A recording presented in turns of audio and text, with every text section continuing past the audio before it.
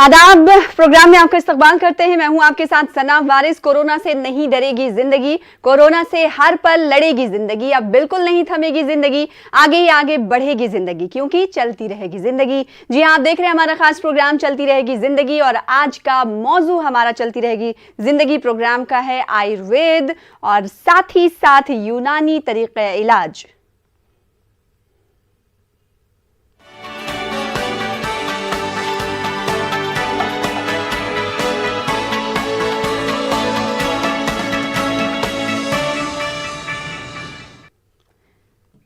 चलती रहेगी जिंदगी प्रोग्राम आप देख रहे हैं, और इस प्रोग्राम का हिस्सा आप भी बन सकते हैं। यानी नाजरीन से मैं मुखातिब हूं कि आप भी इस प्रोग्राम का हिस्सा बन सकते हैं।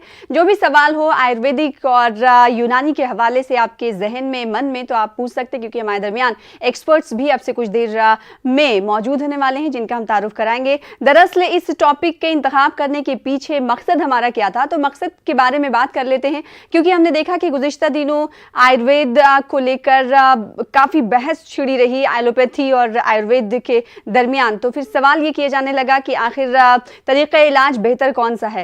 इसे भी नज़रअंदाज नहीं किया जा सकता, क्योंकि यूनानी के बड़े बड़े मेडिकल कॉलेज मौजूद हैं, या फिर अगर बात आयुर्वेद की कर लें तो आयुर्वेद के तरीक़ा इलाज पर भी बहुत बड़ी आबादी जो है हम देख रहे हैं कि उस तरीक़ा इलाज को इख्तियार करते हैं। तो सवाल ये उठता है कि इस बहस को अगर हम नज़रअंदाज करें, साइड में रखें, जिसको आम ज़बान में बोला जाता है, तो ये कितना बेहतर है कि इंसानी ज़िंदगी को सेहतमंद रखने के लिए इन तमाम लोगों को जो इस तरीक़े इलाज को अपनाना चाहते हैं, लेकिन उस बहस से कहीं ना कहीं उनको लगा है कि ज़रूर इस पर बातचीत करनी चाहिए। तो आज का हमारा मौजू है, आप भी हमसे जुड़ सकते हैं। यूनानी और आयुर्वेद के हवाले से कोई भी सवाल आपके जहन में हो तो आप हमसे पूछ सकते हैं, क्योंकि आपसे कुछ देर बाद, जैसे कि टीवी स्क्रीन पर आप देख रहे हैं, दो खास शख्सियात मौजूद हैं, जिनका तारुफ मैं करा दूँ। Doctor M A Farooqui professor हैं, PG department of medicine, government Nizamia Tibbi college के। आपका इस्तकबाल करते हैं, हैदराबाद से आप हमें ज्वाइन कर रहे हैं।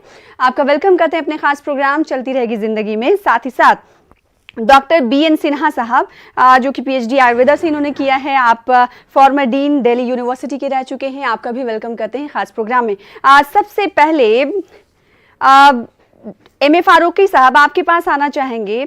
अगर यूनानी तरीक़े इलाज की बात करें, और हमने देखा था गुज़िश्ता दिनों एलोपैथी और आयुर्वेदिक और यूनानी पर भी कहीं ना कहीं बहस छिड़ गई थी। अगर इस बहस पर हम नज़र ना डालें, उसके बरक्स यूनानी तरीक़े इलाज एक सेहतमंद ज़िंदगी के लिए कितना बेहतर है?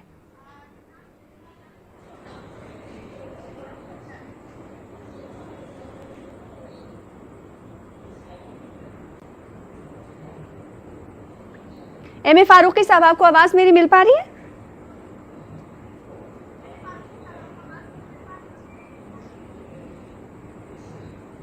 हेलो जी, आपकी आवाज हम तक पहुंच पा रही है। जो सवाल था, हाँ जी जी, हाँ जी, बात कीजिए जी। आपने मेरा सवाल सुना जो मैंने कुछ देर पहले आपसे किया था, कि यूनानी तरीक़े इलाज कितना इंसान के लिए, सेहतमंद इंसान के लिए कितना ज़रूरी है। क्योंकि हमने देखा कि इस पर बहस भी छिड़ी थी, उस पर हम ना जाए। इसके बावजूद एक सेहतमंद ज़िंदगी के लिए यूनानी तरीक़े इलाज को कोई अगर इख्तियार करना चाहता है, तो उसके बारे में आप क्या कहेंगे, रोल के बारे में क्या कहेंगे? अस्सलाम वालेकुम रहमतुल्लाहि व बरकातुहू। मैं doctor Mohammed Ehsan Farooqui, professor, government Nizami Tibbi college Hyderabad और head of the department, PG department of medicine, आपके सामने बात कर रहा हूँ। ये बहुत ही इंपॉर्टेंट इश्यू है कि मतलब कि यूनानी तरीक़े इलाज कितना मौसर है, और ख़ास तौर पर ये आजकल का जो पैंडेमिक चल रहा है, ये इसके इलाज के लिए कितना मौसर है। मैं इसके लिए मैं थोड़ी सी फंडामेंटल्स बात करना चाहता हूँ। हमारी जो यूनानी सिस्टम ऑफ मेडिसिन है, इसमें अमराज की जो तकसीम होती है वो अखलात की बुनियाद पर होती है। अखलात के माने क्या है कि हमारी ह्यूमन बॉडी जो है 4 खिलतों पर मुनहसर है। एक है ब्लड है, दूसरा है फ्लेग्म बलगम को है, और तीसरा सफरा है, और चौथा सौदा है। मतलब कि ये चारों खिलतें ऐसी होती हैं जिसके अगर इसके अखलात के अंदर कुछ भी रद्दोबदल वाक़ई होता है तो उसमें मतलब कि बीमारी का तवाजुन बिगड़ जाता है, और मतलब कि आम आदमी, जो सेहतमंद आदमी, बीमारी की तरफ मुंतकिल हो जाता है। चाहे वो कोई भी बीमारी हो, जो वायरल डिसीज हो, चाहे निमोनिया हो, जो कैंसर हो, चाहे कुछ भी हो, कि ये चारों अखलात के बिगाड़ की वजह से पैदा होता है। और हम इसके फंडामेंटल के हिसाब से हम इस बीमारी को, जो कि मतलब कि आप जो जैसे कोविड-19 कहते हैं, हम बलगम की खिल्त की खराबी को हम तस्वुर करते हैं और अखलाक के हिसाब से, खिल्त के हिसाब से हम बलगम को सेलेक्ट करते हैं और बलगम के इखराज के लिए हम इसके ऊपर हम काम करते हैं। तो अल्हम्दुलिल्लाह इससे बहुत ज्यादा फायदा भी हुआ है पेशेंट को। और अर्ली केसेस जो होते हैं, मतलब कि जहां पर नेजल डिस्चार्ज होता है, जहां फीवर आता है, जहां पेशेंट को वायरल इन्फेक्शन हो जाता है, तो ये सारी चीजों में अर्ली केसेस के अंदर हमने बहुत ज्यादा पेशेंट ट्रीट किए हैं और with the help of some यूनानी मेडिसिन अल्हम्दुलिल्लाह। जी, अब रुख कर लेते हैं डॉक्टर बीएन सिन्हा साहब का। चूंकि आप आयुर्वेद से जुड़े हुए हैं, तो मौजूदा वक्त में या फिर आयुर्वेद की तारीख तो बहुत पुरानी रही है, आयुर्वेदा का सहारा बहुत सालों से, बहुत बरसों से, कई दशकों से लिया जाता रहा है।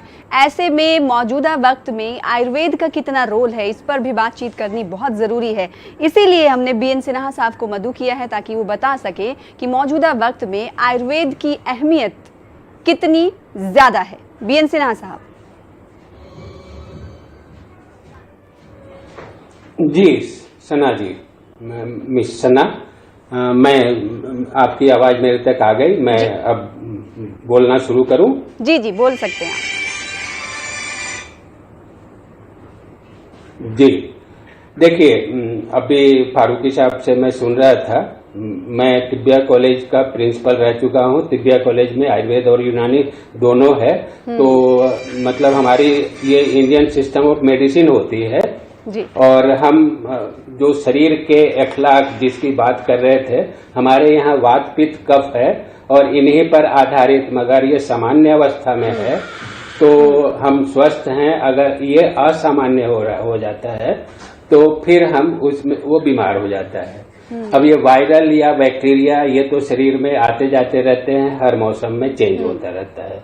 हमारे यहाँ एक आयुर्वेद की जो वो है उद्देश्य, एम ऑफ आयुर्वेद, वो है स्वस्थस्य स्वास्थ्य रक्षणम आतुरस्य विकार प्रशमनम च। मतलब एक तरफ है कि आप स्वस्थ हैं तो आपके स्वास्थ्य को बनाए रखें, और दूसरी तरफ है अगर आप बीमार हो गए तो आपको हम बीमार ठीक करें जी। तो जब स्वस्थ हैं उसको कहने के लिए आयुर्वेद में एक बड़ी अच्छी सी वो है, लाइन है जी। सम दोष समाग्निश्च सम धातु मलह क्रिया प्रसन्न आत्मेंद्रिय मन स्वस्थ इत्यभिधीयते। अब इसमें इतना सब कुछ इंक्लूडेड है, इसमें दोष भी आ गया, धातु भी आ गया, मल भी आ गया। अगर आप सब कुछ सिस्टमेटिक चल रहा है तो आप स्वस्थ हैं। उतना ही नहीं, अब हम लोग वो एक चीज छोड़ चुके हैं, एक मन है जो दुखी होता है। मन से आपका शरीर का संचालन होता है और मन जब दुखी होता है तो आप कुछ भी काम करने के लायक नहीं रहते, मतलब आप स्वस्थ नहीं हैं।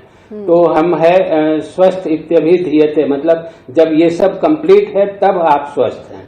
दूसरा, अगर बीमार हो गए तो बीमार में कफ है, पित्त है, वात है, या वात पित्त कफ, इनमें से कौन सा अगर सामान्य है तो बिल्कुल ठीक है। अगर ये असामान्य है, मीन्स जो अवस्था है उसके अनुसार जिसको नॉर्मल रहना चाहिए वो बढ़ गया है और उसने कुछ व्याधि उत्पन्न की है, तो फिर उसके अकॉर्डिंगली हम लोग दवाई शुरू करते हैं जी। यानी मौजूदा दौर में आयुर्वेद की अहमियत है, जैसे पहले थी वैसी है और इसी तरीके से बढ़ती हुई जाएगी। इस वक्त हमारे साथ कॉलर भी जुड़ चुके हैं जिन्हें अपने प्रोग्राम में शामिल कर लेते हैं। बीएन सिन्हा साहब, आपके पास मैं लौटूंगी। एक कॉलर हमारे साथ श्रीनगर से जुड़ रहे हैं। हेलो, कौन साहब, अस्सलाम वालेकुम। आप चलती रहेगी जिंदगी देख रहे हैं, सवाल आपका। हेलो हेलो हेलो, कौन साहब इस वक्त फोन लाइन पर मौजूद है, आप मुझे सुन पा रहे हैं? हेलो, शायद वो इस वक्त हमारे दरमियान मौजूद नहीं है, उनसे दोबारा राब्ता करने की कोशिश करेंगे। एम ए फारूकी साहब, क्योंकि हम ये जान रहे हैं इस वक्त चूंकि कोरोना पैंडेमिक है, एलोपैथिक के हवाले से क्या कुछ कोरोना में उसका रोल था ये हम सबको मालूम है, लेकिन यूनानी मेडिसिन के हवाले से अगर बात करें तो कोरोना में यूनानी मेडिसिन ने कितनी अपनी टेक दिया है, अपनी अहमियत को इस ज़िम्न में खुद को प्रूव किया है। इंपॉर्टेंट क्वेश्चन किया है आपने। सबसे अहम बात यह है कि यूनानी में एक दवा है जिसे तिर्याके आजम कहते हैं, अरके अजीब कहते हैं। ये कॉम्बिनेशन है, 3 दवाओं का कॉम्बिनेशन है। इसके अंदर सत्ते अजवाइन है, सत्ते पुदीना है, काफूर है। ये तीनों क्रिस्टल शेप में होते हैं। जब इनको मिक्स किया जाता है और कांच की बोतल में जाता है तो ये एक मतलब के लिक्विड की शेप में आ जाता है। इसको इनहेलेशन करते हैं, इसी का ओरल इंटेक करते हैं और इसी का लोकल एप्लीकेशन करते हैं। ये बेहतरीन दवा और साबित हुई है, सारी दुनिया में मशहूर हुई है और अल्हम्दुलिल्लाह कई हजारों पेशेंट को हमने दिया है। कोरोना और ये upper respiratory tract, lower respiratory tract के इन्फेक्शन के लिए, ब्रोंकाइटिस के लिए, ब्रोंकाइटिस के लिए, इन्फेक्शन के लिए और सीओपीडी के लिए बेहतरीन दवा साबित हुई है। हमारे जो काउंटर पार्ट है आयुर्वेदा के लिए, ये भी जानते हैं कि मतलब कि ये आयुर्वेदा के अंदर भी दवाई बनाई जाती है इसकी। और इसके साथ साथ हमने अर्क़े अजीब जिसे कहते हैं, ये तिरियाक़े आज़म कहते हैं, उसके साथ साथ हमने त्रिफल तिरियाक़े अरबा और एक दवाओं का जोशांदा भी दिया। जोशांदा के माने जो बॉईल कर हम करते हैं, जिसे हम मतलब तेलुगु में कषायम कहते हैं और यूनानी में इसको जोशांदा कहते हैं। इसका बेहतरीन इफेक्ट है और सबसे बेहतरीन चीज ये है कि मतलब कि ये यूनानी मेडिसिन जो है इसके साइड इफेक्ट बहुत ही कम है या नहीं है, ये चाहे वो आयुर्वेदिक की मेडिसिन हो। और इसमें ये है कि मतलब कि आयुर्वेदिक के नेम्स अलग होते हैं, यूनानी के नेम्स अलग होते हैं। दवाई तो नेचुरल होती है। ऑब्वियसली आप जैसे जानते हैं कि नेचर, हमारी बॉडी एक नेचर है और इसी तरीके से जिस तरीके से हमारी बॉडी नेचुरल चीजों को एक्सेप्ट करती है, इसीलिए यूनानी दवाएं बहुत ही बेहतरीन काम करती हैं और कर भी रही हैं। और अर्क़े अजीब या तिरियाक़े आज़म बहुत ही आसानी से बनाए जाने वाला एक इंटरेस्टिंग क्वेश्चन यहाँ पर पूछना भी बहुत जरूरी है मैं फारूकी साहब, कि यूनानी और आयुर्वेद दोनों एक दूसरे से मुख्तलिफ कैसे हैं, या फिर जो ऐसी चीज जो इन्हें मुख्तलिफ करती हो वो क्या है? एक्चुअली चंद एक प्रोसीजर्स ऐसे हैं कि मतलब कि जो कि कॉमन है। मैंने कहा कि कषायम को आयुर्वेद में कषायम कहते हैं, यूनानी में जोशांदा कहते हैं, हम वहां पर लेहम कहते हैं, हम हलवा कहते हैं। तो नेम्स में डिफरेंस है, बनाने के तरीके में चंद एक बनाने के तरीके अलग हो सकते हैं, लेकिन मोस्ट ऑफ द टाइम मतलब कि जितने भी है मतलब कि दवाई सेम इस्तेमाल होती है। और मतलब कि जैसे मैं एक छोटा सा एक एग्जाम्पल दे सकता हूँ। बिल्कुल। अजगंध को हम अजगंध कहते हैं और तेलुगु में उसको अश्वगंधा कहते हैं। अच्छा। इसी तरीके से नाम अलग अलग हैं लेकिन काम बहुत ही दोनों का कॉमन है। और इसीलिए मतलब कि ये जो हमारी नेशनल बॉडी है और नेशनल बॉडी आयुर्वेदा और यूनानी को एक ही ISM में एक शुमार करती है, जिसे इंडियन सिस्टम ऑफ मेडिसिन कहा जाता है। जी तो BN सिन्हा साहब, तो ये माना जाए कि नॉर्थ पोल और साउथ पोल यूनानी और आयुर्वेदा नहीं है?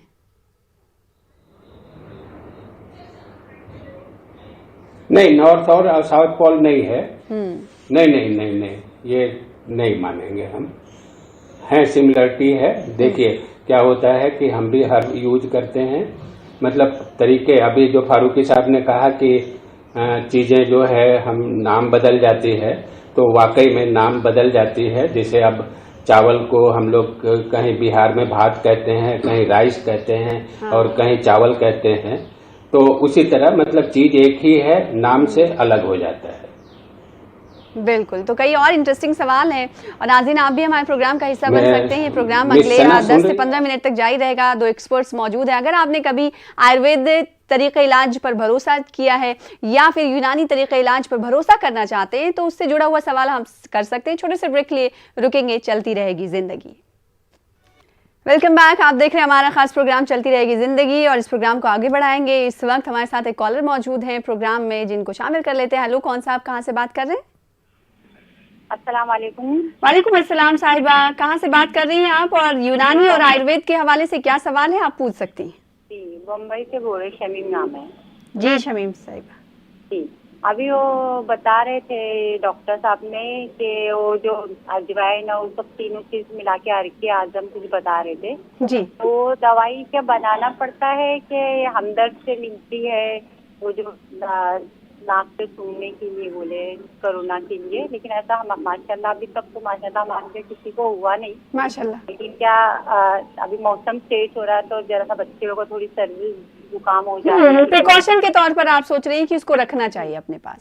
जी, रखना चाहिए। तो ये कहाँ से मतलब दवाई मिलेगी, क्या खुद बनाना पड़ेगा? ठीक है, ओके। एक और कॉलर हमारे साथ जुड़ चुके हैं जिन्हें शामिल कर लेते हैं प्रोग्राम में। हेलो, कौन सा, आप कहाँ से? जी सना साहब, अस्सलाम वालेकुम। मैं डॉक्टर शफीउद्दीन करीमनगर, आपके लास्ट प्रोग्राम में भी बात किया था। जी शफीउद्दीन साहब, अस्सलाम वालेकुम, खैरियत से? लास्ट टाइम कोविड के आपके सिंगर साहब की मैं अप्रिशिएट किया था। जी, याद आया, मुझे याद आया। कैसे आप, खैरियत से? अभी क्या सवाल है आपका यूनानी और आयुर्वेद के हवाले से आप कर सकते हैं? मैं बेसिकली यूनानी डॉक्टर हूँ आपने बताया था जी। मैं फारूकी साहब मैं उसी कॉलेज का स्टूडेंट हूँ, वहीं के एम्प्लॉय हूँ मैं।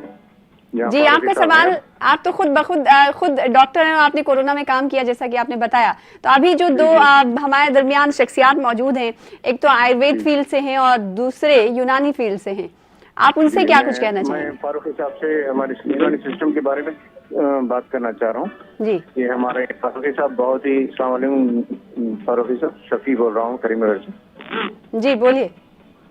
तो ये बहुत ही मशहूर डॉक्टर हैं हमारे, ना सिर्फ हैदराबाद बल्कि ऑल इंडिया में फेमस हुए हैं ये। सवाल तो बताइए साहब।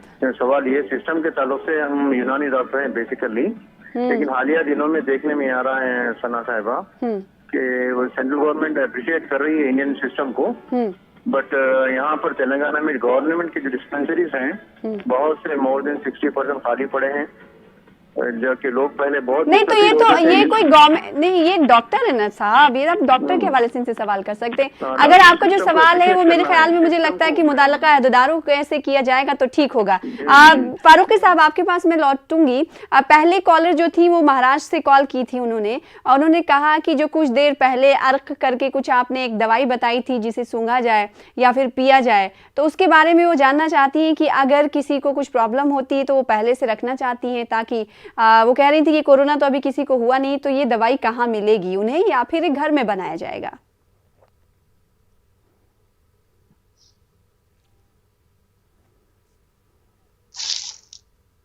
फारूकी साहब, आप सुन पा रहे हैं मुझे?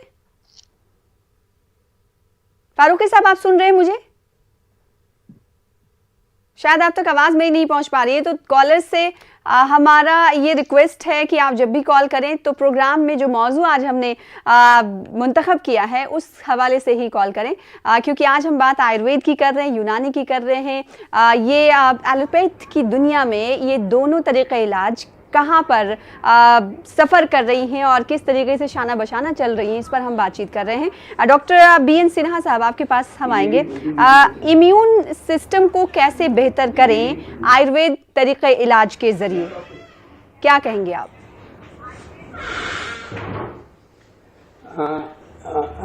इम्यून तो एक इम्यूनिटी शब्द आ गई है, हमारे यहाँ एक रसायन शब्द है, उसको कहते हैं लाभो पायो ही सस्ता नाम रसादी नाम रसायनम। अब आयुर्वेद में है सप्त धातु, रस रक्त मांस मेद अस्थि मज्जा और शुक्र। तो हम जो भी भोजन करते हैं सबसे पहले उसको रस में परिवर्तन होता है और वही रस की जो पुष्टता होती है फिर आगे उसी क्रम से शरीर के सारे चीजें बढ़ती जाती है। तो जितनी भी चीजें हैं, अगर बढ़िया खाना मिल गया और बढ़िया पाचन हो गया, हमारे यहाँ एक तेज बल है, एक ओज बल है। तो तेज बल जो है वो मतलब हम जो खाना खाते हैं ठीक से डाइजेस्ट हो जाए, ठीक से पच जाए और वो उसका रस भी बन जाए, रक्त भी बन जाए, मतलब क्रम से ये सब बनता है। और एक बार आपने जो भोजन किया वो महीने भर के अंदर अंदर वो 1 महीने लगते हैं शुक्र तक पहुंचने में या रज तक पहुंचने में। उसके बाद शरीर में एक ओज पैदा होता है। ये जितने भी इनके इसेंस हैं, जो इनके सत्व हैं, वो ओज के रूप में बनता है। और ओज बल जिसको हम लोग कहते हैं, जैसे ये एलोपैथिक डॉक्टर्स जो होते हैं वो कहते हैं कि विटामिन डी आप लीजिए, विटामिन सी लीजिए, तो आयुर्वेद के तनाजुर में क्या आप लोग कहते हैं, क्या लोगों को बताते हैं कि आप अगर आपको हष्ट पुष्ट रहना है तो सुबह उठिए, योगा करिए, या फिर इसके अलावा भी कुछ और आयुर्वेदिक टिप्स हैं जो आप देना चाहेंगे लोगों को? हाँ, आयुर्वेदिक टिप्स है। उनको आंवला खाना चाहिए। आंवले का एक प्रिपेयर्ड मेडिसिन आता है च्यवनप्राश, उसको लेना चाहिए और अच्छा च्यवनप्राश लेना चाहिए, अच्छी कंपनी की बनी लेनी चाहिए। च्यवनप्राश तो आजकल बाजारीकरण में कोई सोना चांदी च्यवनप्राश और क्या क्या सब कर रखा है। अच्छा। लेकिन च्यवनप्राश तो च्यवन ऋषि ने बनाया है। अब यहाँ पर जो च्यवन ऋषि शब्द जो आया है, हमारे यहाँ ये साइंटिस्ट थे। और अच्छा। ये चूंकि साइंटिस्ट थे तो इन्होंने जो कुछ तैयार किया वो बहुत साइंटिफिकली प्रूव्ड थे। लेकिन वही है कि जिसको आज हम साइंस करके और विटामिन सी, विटामिन डी और बहुत सारी चीजें हम लोग बहुत उसका छोटा रूप दे दिया है। हाँ। ये बहुत ब्रॉड वे में या बड़े वास्ट तरीके से रसायन है और उसको कहते हैं लाभोपायो ही सस्ता नाम। उसमें सबसे बढ़िया रसायन है आंवला, हरितकी और जायफल। आपने सुना होगा। बाकी जितने भी मसाले हैं, जावित्री हुए, इसीलिए कहते हैं खानों में मसाला भी खाया जाना चाहिए। बहुत बढ़िया रसायन है। जो लोग मसाले कम खाते हैं उनके लिए कहा जाता है कि आप उतना टेक दीजिए। फारूकी साहब, आपसे सवाल ये था, कुछ देर पहले एक कॉलर थी, आपको आवाज मिल पा रही होगी तो इशारा करिएगा। कुछ देर पहले कॉलर थी जो मुंबई से, उन्होंने कॉल किया था। उन्होंने कहा था कि आपने जो तरीका इलाज कुछ देर पहले बताया था कि अगर किसी को सांस लेने में प्रॉब्लम है तो ये 3 चीजें बनाएं या फिर मंगाएं, तो उनका ये कहना था क्या ये घर पे बनाया जाएगा या फिर बाहर किसी दुकान पर ये अवेलेबल होगा? ये बहुत ही आसानी से आपको यूनानी दवाई दुकान पर आपको ये तीनों दवाएं मिल जाएंगे। मैंने तीनों दवाई को कहा था कि जो मेंथोल मतलब मिंट कहते हैं, मतलब के वो जो ये अर्क़े अजीब के नाम से जाना जाता है, ये जो कंपाउंड ड्रग है उसके अंदर आपको काफूर है और सत्ते अजवाइन है, सत्ते पुदीना है, काफूर है। ये तीनों लिक्विड क्रिस्टल की शक्ल में होते हैं और इसको आपको कुछ नहीं करना है, थोड़ा सा ग्राइंड करना है, शीशी में डालना है और उसको डॉट लगा देनी है और उसको डॉट को थोड़ी देर के लिए धूप में रख देना है और ये क्रिस्टल लिक्विड में शक्ल में कन्वर्ट हो जाते हैं।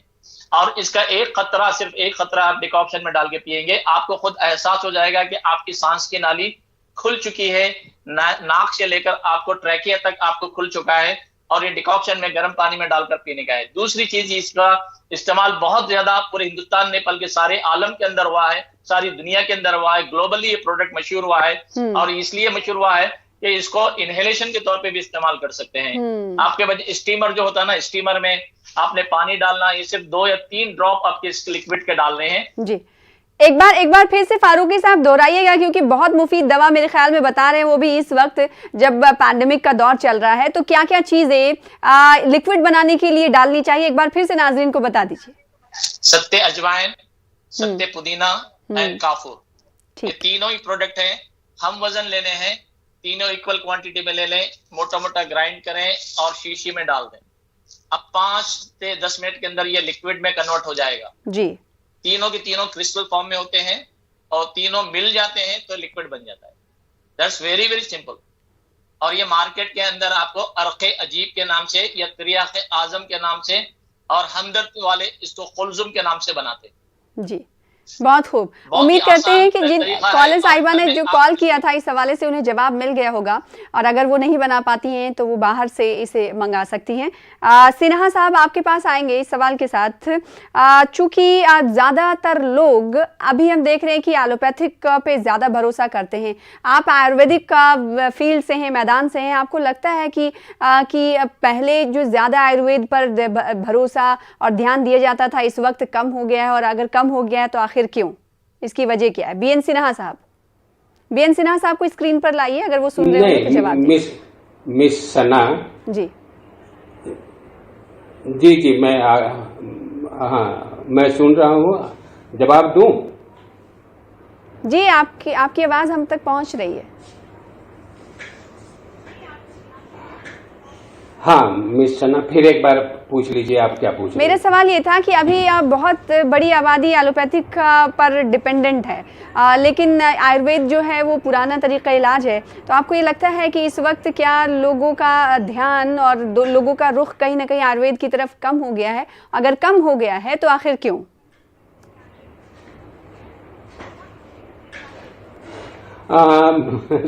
सना जी, अगर मेरे से पूछो तो इस समय बढ़ गया है। क्योंकि सबको जरूरत आयुर्वेद की हो गई है और सबने देख लिया है कि एलोपैथी में कितनी हम कारगर हो रहे हैं। बिल्कुल। चीज ये है कि किसमें कम किसमें ज्यादा नहीं, हम लोग अपने घरों से, घर के किचन से ज्यादा स्वस्थ रह सकते हैं।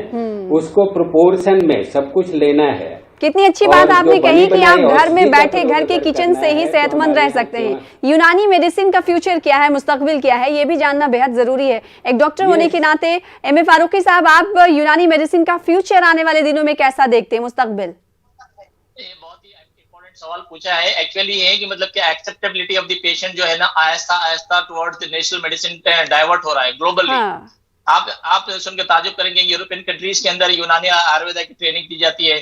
और मतलब कि आप गल्फ कंट्रीज में जाइए, गल्फ कंट्रीज में हॉस्पिटल्स खुल रहे हैं, यूनानी के हॉस्पिटल और आयुर्वेदिक हॉस्पिटल खुल रहे हैं। और जाइए आप मतलब कि आप तो ये कहा जा सकता है कि जैसे जैसे दुनिया आगे बढ़ रही है, जैसे जैसे नई तकनीकी आ रही, जैसे जैसे रिसर्च आगे बढ़ रहे हैं, वैसे वैसे यूनानी और आयुर्वेद भी अपना कदम मजबूत कर रही है। इसे कहने में कोई कबाहत नहीं है। बेहद शुक्रिया अदा करना चाहेंगे आप दोनों डॉक्टरों का मुफीद मशवरों से नवाजने के लिए। और इस वक्त की पोजीशन यूनानी